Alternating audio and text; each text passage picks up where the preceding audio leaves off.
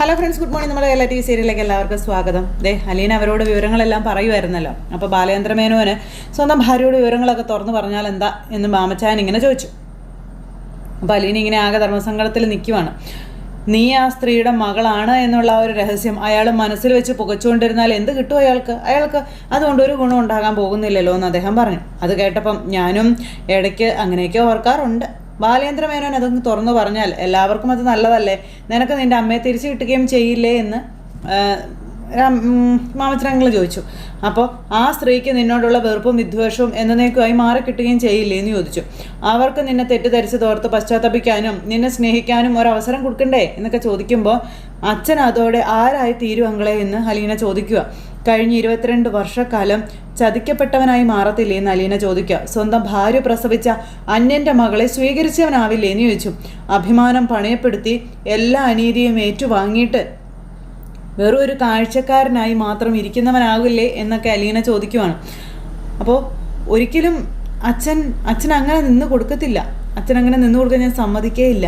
എല്ലാവരും എല്ലാം അറിയുന്ന ദിവസം അച്ഛൻ അമ്മയുമായിട്ടുള്ള ബന്ധം അത് മുറിക്കുമെന്ന കാര്യം പറയുക. അമ്മയോടുള്ള പകയും വെറുപ്പും നീറി കിടക്കുകയാണ് അച്ഛൻ്റെ മനസ്സിലെന്ന കാര്യവും പറഞ്ഞു. അപ്പോൾ ആ സ്ത്രീ താഴണം, അതുകൊണ്ടേ കാര്യമുള്ളൂ. വൈജയന്തി ഭൂമിയോളം താഴണം, എന്നാലേ പറ്റത്തുള്ളൂ എന്നും ആ ഗ്രേസമാൻ്റെയും പറയുക. അപ്പോൾ അമ്മയുടെ രഹസ്യങ്ങളൊക്കെ എല്ലാവരും മനസ്സിലാക്കിയെന്ന് അറിഞ്ഞാൽ, അല്ലെങ്കിൽ അമ്മ മനസ്സിലാക്കിയില്ല, അമ്മ പിന്നെ ഒരു നിമിഷം പോലും ആ വീട്ടിൽ നിൽക്കത്തില്ല എന്നുള്ള കാര്യവും പറയൂ കേട്ടോ. പിന്നെ അച്ഛനെയും മക്കളെയും എല്ലാം ഉപേക്ഷിച്ച് അമ്മ പോകുമെന്നുള്ള കാര്യം ഉറപ്പാണ്. പക്ഷേ ജീവനോടെ ഇരിക്കുമെന്ന് പോലും സംശയമാണെന്ന കാര്യവും പറയണു. അപ്പോൾ ഇതൊക്കെ കേട്ടപ്പോൾ ഇവർക്കും തിരിച്ചൊന്നും പറയാനില്ലാത്തൊരു അവസ്ഥ. അപ്പോൾ ജീവിച്ചിരുന്ന ആരോടൊക്കെ ഉത്തരം പറയേണ്ടി വരുമെന്ന് ചോദിച്ചു. ഭർത്താവിനോട്, മക്കളോട്, അപ്പോൾ ബന്ധുക്കളോട്, അങ്ങനെ എല്ലാവരോടും ഉത്തരം പറയേണ്ടി വരില്ലേ? ആരുടെ എല്ലാം മുന്നിൽ തല താഴ്ത്തി നിൽക്കേണ്ടി വരും? സ്വന്തം മക്കളുടെ മുന്നിൽ പോലും അങ്ങനെ നിൽക്കേണ്ടി വരില്ലേ എന്നൊക്കെ അലീന ചോദിക്കുകയാണ്. അപ്പോൾ ഇതിനിപ്പോൾ വേറൊരു മാർഗ്ഗം ഇല്ലേ എന്നിങ്ങനെ മാമച്ചനങ്ങൾ ചോദിക്കുക.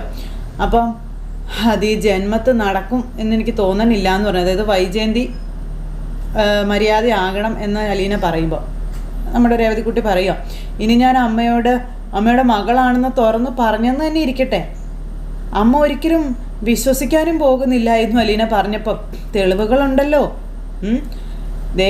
വേണ്ട ആൻറ്റി, അതിൻ്റെ ആവശ്യമില്ല, ഞാൻ അങ്ങ് മാറിയേക്കാവെന്ന് അലീന പറയുക. എവിടെയെങ്കിലും ഒരു ജോലി വേണമെന്നും പിന്നെ അതെനിക്ക് കിട്ടുമെന്നും അലീന പറയുക. എന്നെങ്കിലും എല്ലാം കലങ്ങി തെളിയുകയാണെന്നുണ്ടെങ്കിൽ അത് ഞാൻ തിരിച്ച് ചെല്ലുമെന്നും അലീന പറയണു. എന്നിട്ട് അലീന ഇങ്ങനെ അവിടെ നിൽക്കുന്നു. ഇത് കഴിഞ്ഞതിന് ശേഷം നല്ല മൂടൽമഞ്ഞൊക്കെയുള്ള ആ ഒരു നീലഗിരിയിലേക്ക് അവരെത്തി. അതായത് ബാലേട്ടനും അതുപോലെ ഗോവർദ്ധനും കൂടി അവരിങ്ങനെ വണ്ടി ഓടിച്ചിങ്ങനെ പോവുകയാണ്. അങ്ങനത്തെ അവരുടെ വീടിൻ്റെ ഫ്രണ്ടിലെത്തി. ഹോട്ടലിലാണ് ആദ്യം വന്നത്. ഹോട്ടലിൽ വന്നു, അവിടെ വന്ന് ബാഗും കാര്യങ്ങളെല്ലാം ഇറക്കി വെച്ചു. അല്ല, ഞാനോർത്തു നമ്മൾ ഗംഗാധരളേൻ്റെ വീട്ടിലേക്കാണ് പോകണേ താമസം എന്നൊക്കെ. അപ്പോൾ നമ്മളെന്തിനാണ് ഗോവർദ്ധ അങ്ങോട്ട് പോകുന്നത്? അതിൻ്റെ ആവശ്യമൊന്നുമില്ല. അല്ല, അവിടെ പോയി സംസാരിക്കുന്നതല്ലേ നല്ലത്. അതാകുമ്പോൾ ഫ്രീ ആയിട്ട് കുറച്ച് പ്രൈവസിയൊക്കെ കാണത്തില്ലേ എന്ന് ചോദിക്കുക. അപ്പോൾ അതുകൊണ്ടാണ് ഞാൻ അങ്ങനെ ചോദിച്ചത് ബാലേട്ട. ഗോവർദ്ധൻ ഈ കേണലളിയനുണ്ടല്ലോ, പുള്ളിക്കാരൻ ഈ കാര്യം വീട്ടിലിരുന്ന് സംസാരിക്കുന്നതിനേക്കാളും നല്ലത് പുറത്തിരുന്ന് സംസാരിക്കുന്നത് തന്നെയാണെന്നും, പിന്നെ വിളിച്ചാൽ നമ്മൾ വിളിക്കുന്നിടത്ത് ഓടി വരാൻ അതൊരു കേളന് അരികിലുള്ളപ്പോൾ നമ്മളെന്തിനാ വെറുതെ അവിടെ ചെന്ന് അടങ്ങി ഒതുങ്ങിയിരിക്കുന്നത്? അതിൻ്റെ ആവശ്യം എന്താ? ഇതാകുമ്പോൾ നമ്മുടെ തട്ടകത്തിലേക്ക് കേണൽ സാർ ഓടിച്ചാടി വരുമെന്ന് ബാലേട്ടൻ പറയണം. അതാണിപ്പോൾ അയാളുടെ ശീലം. ഞാനാണെങ്കിൽ അതിപ്പോൾ അങ്ങോട്ട് ആസ്വദിച്ചുകൊണ്ടും ഇരിക്കുക. അപ്പോൾ പിന്നെ നമ്മൾ അങ്ങനെ തന്നെ അങ്ങ് ചെയ്താൽ പോരേന്ന് ചോദിച്ചു. അപ്പം എന്താ പോലെന്ന് ചോദിച്ചു. അങ്ങനെ അവർ രണ്ടുപേരും കൂടെ പോയി റൂമൊക്കെ എടുക്കുന്നു. അങ്ങനെ അവരുടെ റൂമിലേക്ക് അവർ പോവുകയാണ്. ഈ സമയം പിന്നെ കാണിക്കുന്നത് അവരെല്ലാവരും, അതായത് മാമച്ചായൻ്റെ വീട്ടിൽ അവരെല്ലാവരും ഇങ്ങനെ ഒരുങ്ങി വന്ന് നിൽക്കുക. അപ്പോൾ അത് രോഹിത്തിനെ വിളിച്ചുകൊണ്ട് മാമച്ചായൻ പോകുന്നതാണ് നല്ലത്. അപ്പോൾ അവർ രണ്ടുപേരും കൂടെ പേരയ്ക്ക പറിക്കാൻ പോയതാണെന്ന് പറഞ്ഞു. ഞാൻ വിളിച്ചുകൊണ്ട് വരാമെന്ന് പറഞ്ഞുകൊണ്ട് നമ്മുടെ രേവതിക്കുട്ടി വിളിക്കാൻ അങ്ങ് പോയി. അപ്പോൾ ഇവരെല്ലാവരും കൂടെ റെഡി ആയിട്ട് ഇങ്ങനെ ഇവിടെ നിൽക്കുക. ആ സമയത്ത് നിങ്ങൾ രണ്ടുപേരും ഞങ്ങളിവിടെ വരുന്നില്ല എന്ന് ഗൂഢാലോചന നടത്തി തീരുമാനിച്ചാണോ ചോദിച്ചപ്പം ഞാൻ മാമച്ചായനും നിങ്ങൾക്കൊരു തടസ്സമായിരിക്കുമെന്നും നിങ്ങൾക്കൊപ്പം ഓടാനും ചാടാനും ഞങ്ങളെ കൊണ്ട് പറ്റുമെന്ന് മാമച്ചാൻ ചോദിച്ചു. അപ്പോൾ അതൊന്നും സാരമില്ലെന്നേ, ഞങ്ങൾ ഓടുന്നതും ചാടുന്നതും കണ്ടോണ്ടതും നിന്നാൽ മതി. ഇപ്പം നിങ്ങൾ പോയിട്ട് വാ, നാളെ ഞങ്ങളും കൂടി വരാൻ പറ്റുമെന്ന് നോക്കാമെന്ന് ഗ്രേസമ്മ പറയുമ്പം ആൻറ്റി ഞങ്ങളും കൂടി ഉള്ളത് രസം. നമ്മൾ ഇന്നാൾ ബീച്ചിലൊക്കെ പോയില്ലേ, അല്ല മനുവേട്ടനുണ്ടായിരുന്നു ഓർക്കണില്ലേ എന്ന് ചോദിച്ചപ്പം ഓർക്കുന്നുണ്ടെന്ന് ഗ്രേസമ്മ പറയണു. അപ്പോഴത്തേക്ക് അവർ രണ്ടുപേരും കൂടെ കയറി വന്നു. അപ്പോൾ ഒരാൾ മരത്തിൽ, ഒരാൾ താഴെ, രണ്ടിനെയും കൈയോടെ പിടിച്ചുകൊണ്ട് വന്നിട്ടുണ്ടെന്ന് രേവതിക്കുട്ടി പറയാം. എന്നിട്ട് പേരയ്ക്കൊന്നും കിട്ടിയില്ലേന്ന് ചോദിച്ചു. അപ്പോൾ എങ്ങനെ കിട്ടാനാ, ഉണ്ടായിരുന്നതൊക്കെ ഞാൻ പറിച്ചു തന്നില്ലേ എന്ന് രേവതിക്കുട്ടി.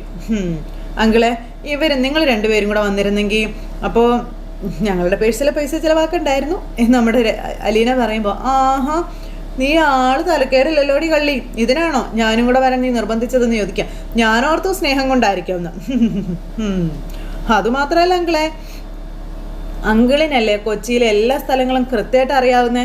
അന്നേരം ദേ നോക്ക്, അതൊക്കെ ഇപ്പം ഇവൾക്കും അറിയാമല്ലോ എന്നും ഞങ്ങളുടെ കൂടെ നടന്നേ എല്ലാം ബൈഹാർട്ടാക്കി വെച്ചേക്കാണെന്നും പറഞ്ഞു ഗ്രേസമ്മ. അപ്പോൾ ഏറ്റവും നന്നായിട്ട് അറിയാവുന്നത് സിനിമാ തിയേറ്ററുകളാണ്. അത് കഴിഞ്ഞാൽ പുട്ട് ഐസ്ക്രീം കിട്ടുന്ന കടകൾ, പിന്നെ കുഴിമന്തി, ബിരിയാണി കടകൾ, പഠിക്കുന്ന കോളേജ് എവിടെയാണെന്നോ ഇപ്പോഴും ഒക്കെ അറിയാൻ പാടില്ല എന്നും പറഞ്ഞ് നമ്മുടെ മാമച്ചായനും കളിയാക്കുമ്പോൾ എല്ലാവർക്കും ഇഷ്ടപ്പെട്ടു. അവനൊക്കെ തമാശ വലിയ ആളാണെന്ന വിചാരമെന്നൊക്കെ പറഞ്ഞു രേവതിക്കുട്ടി അങ്ങനെ നിന്ന് പറയുക. അപ്പോൾ നിങ്ങൾ പോകാൻ നോക്കുക, സമയം പോകുമെന്നും പറഞ്ഞ് ഗ്രേസമ്മ ഇവരെ പറഞ്ഞു വിടാൻ നോക്കുക. മോളെ നീ പേഴ്സ് എടുത്തോന്ന് ചോദിച്ചു രേവതിക്കുട്ടിയോട്. അപ്പം ഞാൻ എടുത്തു. ഇല്ലെങ്കിൽ ഓൺലൈൻ പേ ഉണ്ടല്ലോ. അപ്പോൾ ദേ നോക്ക്, ഇവർ മാറി മാറി പൈസ കൊടുത്തോളാവെന്ന് പറഞ്ഞ് കയറി മുന്നിൽ നിൽക്കും. ഓരോടത്തു നിന്നും നീ ഇവരെ കൊണ്ട് പൈസ ചിലവാക്കിക്കരുത്, നമ്മുടെ ഗസ്റ്റായിട്ട് വന്നവരാണെന്ന് ഓർമ്മ വേണമെന്ന് പറഞ്ഞു. ജ്വല്ലറിയും ടെക്സ്റ്റൈൽസൊക്കെ സ്വന്തമായിട്ടുള്ളവരാ ആൻറ്റി. അത് നമ്മൾ അവരുടെ ഗസ്റ്റായിട്ട് പാലായിൽ ചെല്ലുമ്പം അവർ കണ്ടറിഞ്ഞ് തരും. മാമച്ചായന് ഒരു 10 പവൻ്റെ ബ്രേസ്ലെറ്റ്, പിന്നെ എനിക്കൊരു 10 കാഞ്ചീപുരം സാരി. നിനക്കെന്താടി വേണ്ടേ? അത് പിന്നെ ഇപ്പോൾ ഒരു ഡയമണ്ട് നെക്ലേസും മതി. കിട്ടും. അവിടെ വരുമ്പോഴേ നിങ്ങൾ ഞങ്ങളുടെ ഇരുമ്പ് കടയിലേക്കാണ് കൊണ്ടുപോകാൻ പോകുന്നതെന്ന് നമ്മുടെ രേവതിക്കുട്ടിയോട് നമ്മുടെ ഇളയ കൊച്ചു കൃഷ്ണമോള് പറയാം. അമ്പടി എന്നും പറഞ്ഞുകൊണ്ട് അന്നേരത്തേനും അമ്മച്ചാനും ഗ്രേസമ്മയും നിൽക്കുവാണ്. ഇവളാള് കേമിയാണല്ലോ എന്നും പറഞ്ഞു. ഞങ്ങൾ വരുന്നുണ്ടേ ഒരു ദിവസം നോക്കിക്കോ എന്നും പറഞ്ഞുകൊണ്ട് ഇങ്ങനെ അന്നേരം ഇപ്പോൾ പോകുന്ന തുടങ്ങി എല്ലാവരും വന്ന് ചുമ്മാ സമയം കളയാതെ എന്നും പറഞ്ഞുകൊണ്ട് നമ്മുടെ രോഹിത് അന്നേരത്തേന് ഇവരെ വിളിക്കുക. അങ്ങനെ ഇവരെല്ലാവരും കൂടെ പോകുന്നു. വണ്ടിയിൽ കയറി എല്ലാവരും കൂടെ കറങ്ങാനായിട്ട് ഇവർക്ക് ടാറ്റയൊക്കെ കൊടുത്ത് അങ്ങ് പോയി. ഇതേ സമയം പിന്നെ കാണിക്കുന്നത് നമ്മുടെ ബാലേട്ടനെയാണ്. ബാലേട്ടൻ ഫോൺ എടുത്ത് വിളിക്കുകയാണ്. Hello hello hello. അപ്പോഴത്തേനെന്തേ ഒന്ന് ഫ്രഷ് ആയിട്ട് ഗോവർദ്ധൻ അങ്ങോട്ടേക്ക് വന്നു. ഹലോ കേൾക്കാൻ വയ്യ, ഹലോ എന്നും പറഞ്ഞ് ഫോൺ അങ്ങ് കട്ടായിപ്പോയി. ഇങ്ങോട്ട് പറയുന്നൊന്നും കേൾക്കണില്ലല്ലോ. അപ്പോൾ ഇപ്പോൾ വലിയ പാടാ ഫോൺ വിളിച്ചാലേ കിട്ടാനൊക്കെ എന്നും. ചിലപ്പോൾ വൺ സൈഡ് മാത്രം കേൾക്കാം, ചിലപ്പോൾ ചെവിക്കല് പൊട്ടിയ മാതിരി കട്ടായി പോവുകയും ചെയ്യുമെന്നും ഗോവർദ്ധൻ പറയണം. അപ്പോഴും ഫോൺ എടുത്ത് ട്രൈ ചെയ്തുകൊണ്ടിരിക്കുക നമ്മുടെ ബാലേട്ടൻ. അപ്പോഴത്തേക്കും അവിടെ നിന്ന് കിട്ടി. ഹലോ ബാല. പറ. ബാലചന്ദ്രൻ തന്നെയാണ് വിളിക്കുന്നത്. നീ എന്താ വിളിച്ച്? അവിടെ എന്തൊക്കെയുണ്ട് വിശേഷം എന്നൊക്കെ ചോദിക്കുമ്പോൾ വൈജ വീട് ഉപേക്ഷിച്ച് പോയ കാര്യമൊക്കെ അറിഞ്ഞായിരുന്നോ എന്ന് ബാലേട്ടൻ ചോദിച്ചു. ശിവനെ വിളിച്ച് പറഞ്ഞായിരുന്നു. അപ്പം എല്ലാ വിവരങ്ങളും അറിയുന്നുണ്ടല്ലേ? നീ ഇപ്പം എവിടെയുള്ളേ? വീട്ടിലോ അതോ ഷോപ്പിലോ? ഞാൻ കൂനൂരിലുണ്ട്. ഇവിടെ എത്തിയോ നീ? അപ്പോൾ ഒന്ന് വിളിച്ചിട്ട് വന്നൂടെ? അപ്പോൾ പെട്ടെന്ന് ആണ് ഇങ്ങനെ ഒരു ഐഡിയ തോന്നിയത്. എന്നാൽ വേഗം വരാൻ പറഞ്ഞു. അപ്പോൾ ഞാനിവിടെ ഒരു ഹോട്ടലിൽ റൂം എടുത്തിരിക്കുകയാണെന്ന് പറഞ്ഞപ്പോൾ എന്താ ബാലേന്ദ്ര ഇതൊക്കെ? നേരെ ഇങ്ങോട്ടല്ലേ വരേണ്ടത്? 3 കിലോമീറ്ററല്ലേ ഉള്ളൂ അവിടുന്ന് ഇങ്ങോട്ട്.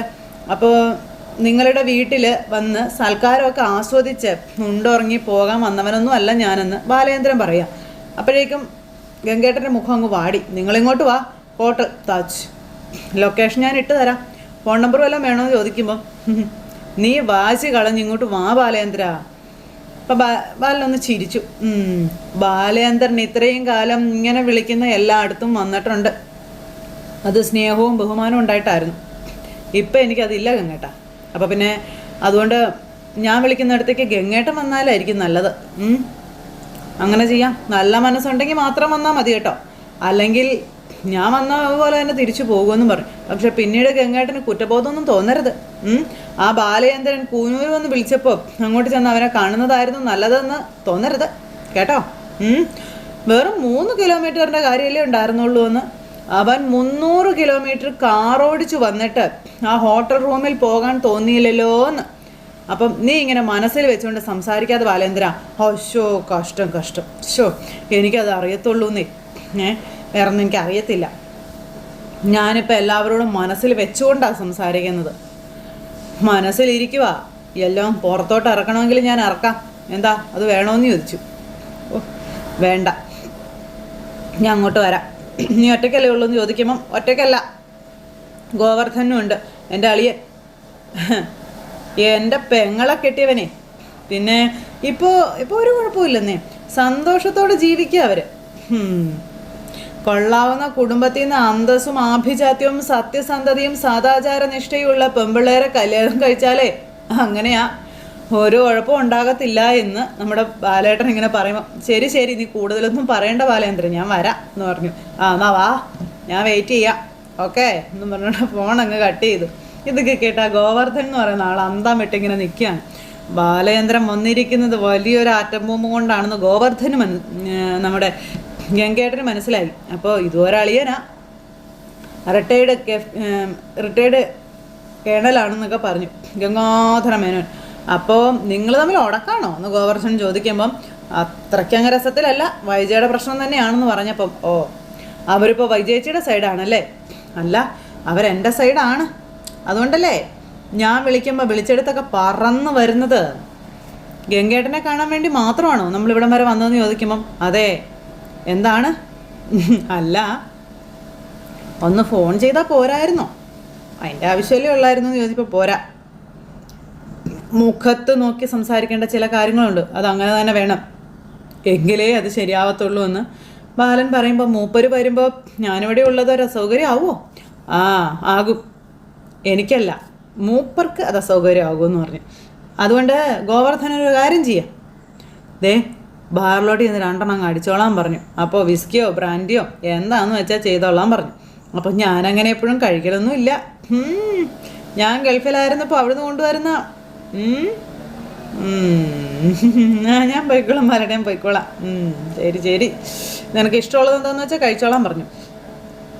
ഇവിടുത്തെ തണുപ്പിൽ 2 എണ്ണം വീശുന്നതിലൊരു സുഖമുണ്ട്. പിന്നെ അല്ല, തിരിച്ചു പോകുമ്പോൾ ഡ്രൈവ് ചെയ്യാനുള്ളതല്ലേ എന്ന് ചോദിച്ചു.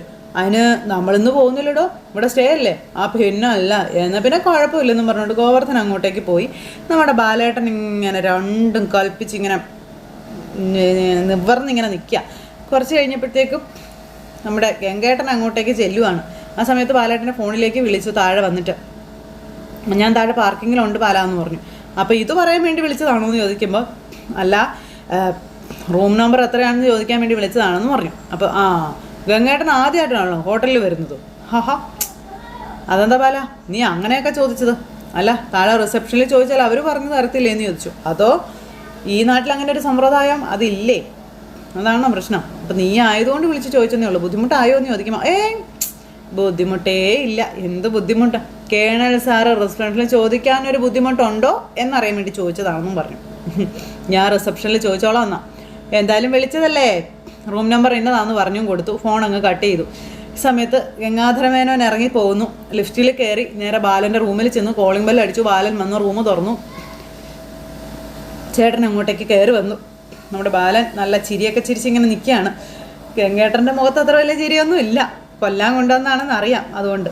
അപ്പോൾ ഗംഗേട്ടൻ വരാൻ വൈകുകയാണെങ്കിൽ ബാറിലോട്ട് പോകാമെന്ന് വിചാരിച്ചിരിക്കുകയായിരുന്നു എന്ന് പറഞ്ഞു. ബാലേന്ദ്രൻ ഇന്ന് നല്ല ലിക്വിഡ് വേണമെങ്കിൽ എൻ്റെ വീട്ടിലോട്ട് വരാൻ പറഞ്ഞു നേരം. എനിക്ക് നല്ലതേ വേണ്ട എൻ്റെ ഗംഗേട്ടാ, പഴയതും പുളിച്ചതും വളിച്ചതും ഒക്കെയല്ലേ ഇത്രയും കാലം കിട്ടിയിട്ടുള്ളൂ എന്നൊക്കെ ഇങ്ങനെ ബാലേട്ടൻ പറയുമ്പോൾ, ഞാൻ ലിക്കറിൻ്റെ കാര്യമാണ് പറഞ്ഞത് എന്ന് ഗംഗേട്ടൻ പറഞ്ഞു. എനിക്ക് ലിക്കർ ക്യാൻറ്റീനിൽ നിന്ന് കിട്ടുന്നതൊക്കെ നല്ലതാണെന്ന് പറഞ്ഞപ്പോൾ, അത് ഗംഗേട്ടൻ തന്നെ കുടിച്ചാൽ മതി, എനിക്ക് വേണ്ടാന്ന് പറയുക. ഞാൻ നിന്നോട് സംസാരിക്കുന്നത് എൻ്റെ അടുത്ത ബന്ധു എന്നുള്ള സ്ഥാനവും ബഹുമാനവും സ്നേഹവും ഒക്കെ തന്നുകൊണ്ട് തന്നെയാണ്. പക്ഷേ നീ എന്നോട് ഭയങ്കര നിഷേധാത്മകമായിട്ടാണ് റിയാക്ട് ചെയ്തുകൊണ്ടിരിക്കുന്നത് എന്ന് പറയുമ്പോൾ ഞാൻ ഒതുക്കി പിടിക്കുന്നതാ. ഇതൊന്നുമല്ല എൻ്റെ മനസ്സിലുള്ളത് കേട്ടോ. അത് പറയാതിരിക്കുന്നതാണ് നല്ലത് എന്നും ബാലേട്ടൻ ഇയാളോട് പറയുമ്പോൾ, അദ്ദേഹമാണെങ്കിൽ അങ്ങോട്ടും ഇങ്ങോട്ടും നോക്കി. എന്നിട്ട് ഗോവർദ്ധൻ കൂടെയുണ്ടെന്ന് പറഞ്ഞിട്ട് ആളവിടെ കണ്ടില്ലല്ലോ, ഞാൻ ബാറിലോട്ട് പറഞ്ഞയച്ചിരിക്കുക. നമ്മൾ തമ്മിൽ സംസാരിക്കുന്നത് ആ ഒരു സംസാരം അവൻ കേൾക്കാതിരിക്കുന്നതല്ലേ നല്ലതെന്ന് ചോദിച്ചു. അപ്പം ഇവിടം വരെ വന്നിട്ട് ബാലേന്ദ്രൻ എൻ്റെ വീട്ടിലോട്ട് വരാതിരിക്കുന്നത് വളരെ മോശമാണ്, പ്രത്യേകിച്ചും ഗോവർദ്ധനും കൂടി ഉള്ളപ്പോൾ. അയാൾ ആദ്യമായിട്ട് വരുമല്ലേ എന്ന് ചോദിക്കുമ്പം, എങ്ങേട്ടാ ഞാൻ ബന്ധം പുതുക്കാൻ വന്നതല്ലെന്ന് ആദ്യമേ പറഞ്ഞു, സൗഹൃദം സ്ഥാപിക്കാൻ വന്നതല്ലെന്നും പറഞ്ഞു. പിന്നെ നിങ്ങളുടെ താടിയും മോടിയും ഒന്നും ഗോവർദ്ധനെ കാണിച്ചു കൊടുക്കാൻ എനിക്ക് താല്പര്യമൊന്നുമില്ല എന്നും പറഞ്ഞു. അവൻ്റെ എല്ലാം പിറകിൽ നിങ്ങളൊരു ചതിയനാണെന്നുള്ള കാര്യം എനിക്കറിയാമല്ലോ, അയാൾ കൂടി ഇനി അത് അറിയണ്ടെന്നും ബാലേട്ടൻ പറയാട്ടോ. ഇതൊക്കെ കേട്ട് കഴിഞ്ഞപ്പോഴത്തേക്കും ബാലേന്ദ്രന് ഇപ്പം എന്താ വേണ്ടത്, എന്തിനാ എന്നെ വിളിച്ചു വരുത്തിയത് അത് പറയാൻ പറഞ്ഞു. അങ്ങനെ വിഷയത്തിലോട്ട് വാ. അതാണ് അറിയാൻ താല്പര്യമെങ്കിൽ നിങ്ങളുടെ അനിയത്തിയും 2 വ്യാഴവട്ടക്കാലം മുൻപ്, അതായത് എൻ്റെ ഭാര്യയാകുന്നതിന് മുൻപ് ഏതോ ഒരുത്തൻ്റെ കൂടെ വ്യഭിചരിച്ചല്ലോ. നിങ്ങളെ സബോർഡിനേറ്റായിട്ടിരുന്ന ഒരു മലയാളി, അയാളുടെ പേരെന്താണെന്ന് ഞാൻ മറന്നുപോയി എന്നിങ്ങനെ പറയുമ്പം അദ്ദേഹം ഇങ്ങനെ ചൂളി നിൽക്കുവാണോ ഇത് പറയാൻ പറ്റാതെ. എന്തായിരുന്നു അയാളുടെ പേര്? ബാലചന്ദ്രൻ. എന്തിനാ ഇപ്പം അതൊക്കെ അന്വേഷിക്കുന്നത്? വളരെ അത്യാവശ്യമുള്ളത് കൊണ്ടാ. പെങ്ങൾക്കെട്ട് പണി കൊടുത്തവൻ്റെ പേര് പറയാൻ മടിയാണോ ബാലേന്ദ്ര? അതെല്ലാം ഒരുപാട് കാലം മുൻപ് നടന്ന കാര്യങ്ങളല്ലേ എന്ന് ചോദിച്ചു. നീ ഇപ്പോഴും അത് തന്നെ മനസ്സിൽ വെച്ചുകൊണ്ട് നിരുന്ന നിന്റെ മനസ്സിൻ്റെ ഭാരം കൂടുമെന്നുള്ളതല്ലാതെ വേറെ എന്ത് കിട്ടാനാണെന്ന് ചോദിച്ചു. ഭാരമൊക്കെ ഞാനങ്ങ് ഇറക്കും ഗംഗേട്ടാ, എല്ലാ ഭാരങ്ങളും ഞാനങ്ങ് ഇറക്കും. ഗംഗേട്ടൻ അയാളുടെ പേരും അഡ്രസ്സും കൃത്യമായിട്ട് അറിയാമെങ്കിൽ എനിക്ക് പറഞ്ഞു തരാൻ പറഞ്ഞു. നിനക്കത് കിട്ടിയിട്ട് എന്ത് ചെയ്യാനാണെന്ന് ചോദിക്കുമ്പം നമ്മുടെ ബാലേട്ടൻ ഇയാളെ നോക്കി ഒരു ചിരിയൊക്കെ ചിരിച്ചിങ്ങനെ നിൽക്കുന്നിടത്ത് ഇന്നത്തെ കഥ അവസാനിച്ചു. ഇനി അങ്ങോട്ട് അദ്ദേഹം തുടങ്ങാൻ പോവല്ലേ. അപ്പോൾ അദ്ദേഹം എന്താണ് മനസ്സിൽ ഉദ്ദേശിച്ചിരിക്കുന്നതെന്ന് ആർക്കും അറിയില്ല. അപ്പോൾ എന്തായാലും വരും ദിവസങ്ങളിൽ നമുക്കും അതറിയാൻ കഴിയും. അപ്പോൾ എല്ലാവർക്കും നല്ലൊരു ദിവസം ആശംസിച്ചുകൊണ്ട് വീണ്ടും കാണാമെന്നുള്ള പ്രതീക്ഷയോടെ നിർത്തുക കേട്ടോ. ടാറ്റാ.